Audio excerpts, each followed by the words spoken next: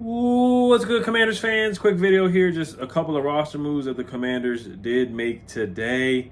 They did release Dax Milne and they released Damiere Byrd.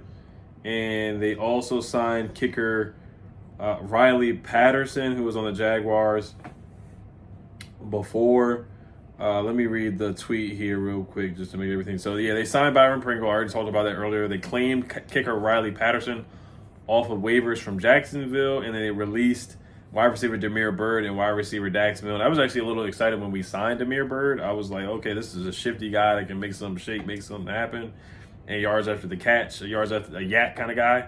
But I really thought the signing of Byron Pringle was not really necessary, with Mitchell Tinsley playing really well or practicing really well, and Bryson Tremaine practicing really well. I didn't really think the signing of Byron Pringle was necessary, but he's a good kick returner. I don't think Byron Pringle is going to make the roster still, to be honest. But I guess that correlating move made them release Damiere Byrd and wide receiver Dax Milne, because they have like 12 wide receivers on the 90-man roster right now. They have a lot of receivers on the roster. Like, even with those guys cut, I think like at least 10 or 11 wide receivers on because Roseby Jack-Saint is still on the 90-man roster. Davion Davis is still on the 90-man roster. We got a lot of receivers on the 90, and that's the way it's supposed to be at this point. But yeah, I mean, Dax Milne, it was time, like I said, he was like the Troy Apke of the team, just always on the roster some way, somehow. Troy Apke was always on the roster some way, somehow, year after year after year.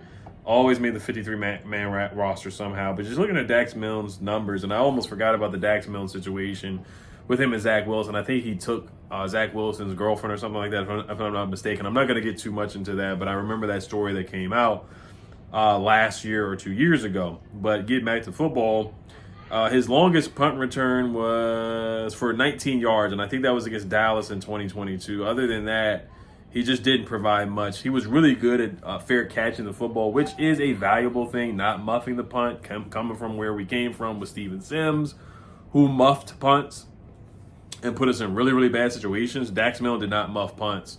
So that is one thing that I would give him credit for. But other than that, he gave you no shiftiness, no wiggle, no miss a guy in a phone booth.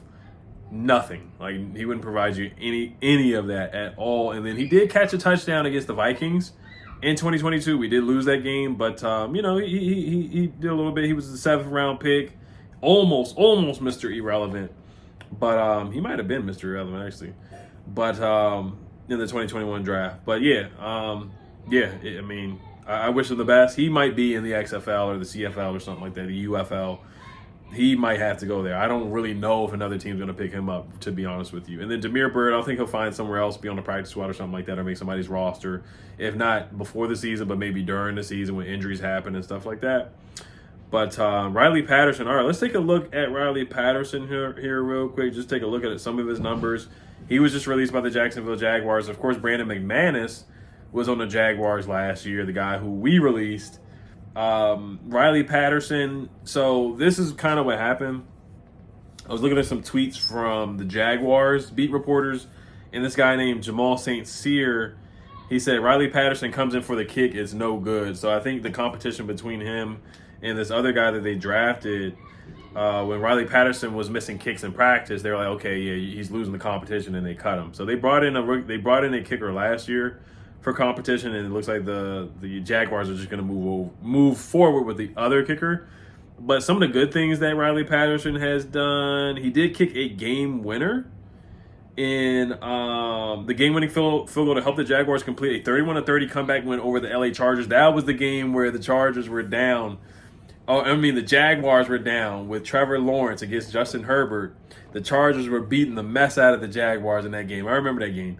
And they came all the way back, and it looks like, I guess, Riley Patterson was the one that made that game-winning kick to beat the Chargers in the wild card round, completing the third largest comeback in playoff history. Then he was waived by the Jaguars on May 25th, following the signing of Brandon McManus, who we just cut, before later being traded back to the Lions. So he was actually traded to the Lions. That is interesting, a kicker being traded. Patterson was traded to the Lions in exchange for an undisclosed draft pick.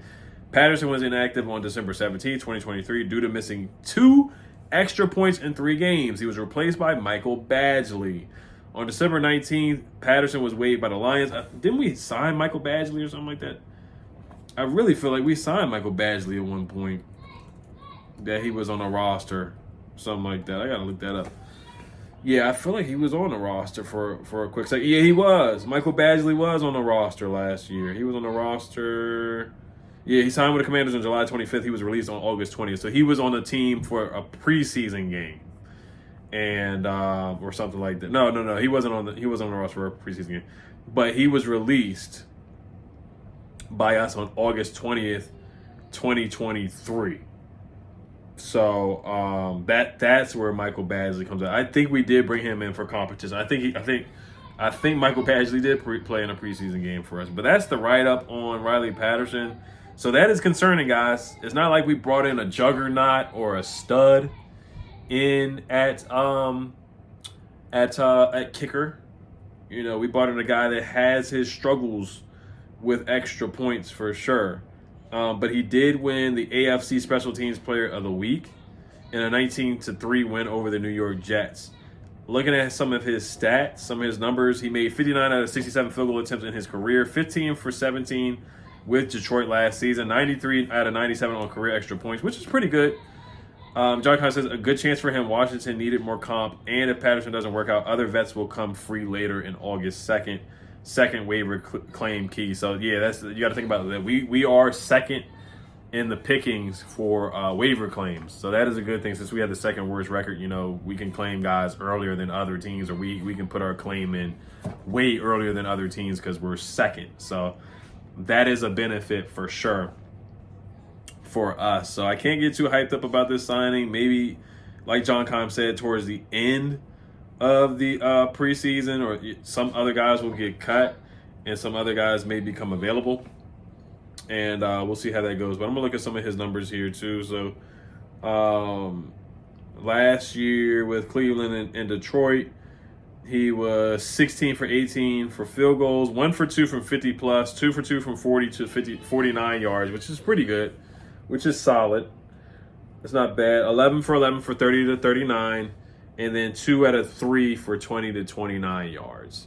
93% from extra points. So we know how Joey Sly used to shank his extra points from time to time and put us in bad positions. And then Dustin Hopkins used to do the same thing, and it would come back to bite us in the end. In the Giants game where Joey Sly missed the extra point, and we ended up having to go for 2. We ended up losing the game. The Giants bear hugged Curtis Samuel, and the rest is history. They did not throw a flag. So extra points are super important, as we all know, but that is the write-up on Riley Patterson. His rookie year in 2021 with Detroit, he went 13 for 14, which is not bad at all. So, all right, you guys let me know what you guys think. What you guys think about the roster moves and whatnot. Ramiz Ahmed, you know, his days are probably numbered here too. I don't think he's going to be the day one guy. You know, he hasn't had any NFL experience.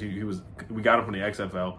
So, and he's been shanking and doinking kicks off the goalpost. So, you know, let's see what this guy Riley Patterson can do. He's established in the league, 24 years old, went to Memphis. So let's see what he can do in this league for sure. So, but even after that, you know, we're probably going to have to bring in some more competition and whatnot for Riley Patterson and see what happens there. So just seeing what he did in college too. He participated in the 2021 Senior Bowl, making 2 field goal attempts in the Senior Bowl. So, all right, you guys let me know what you guys think about the signing and Dax Milne being released, Damiere Byrd as well. Health Commanders, peace.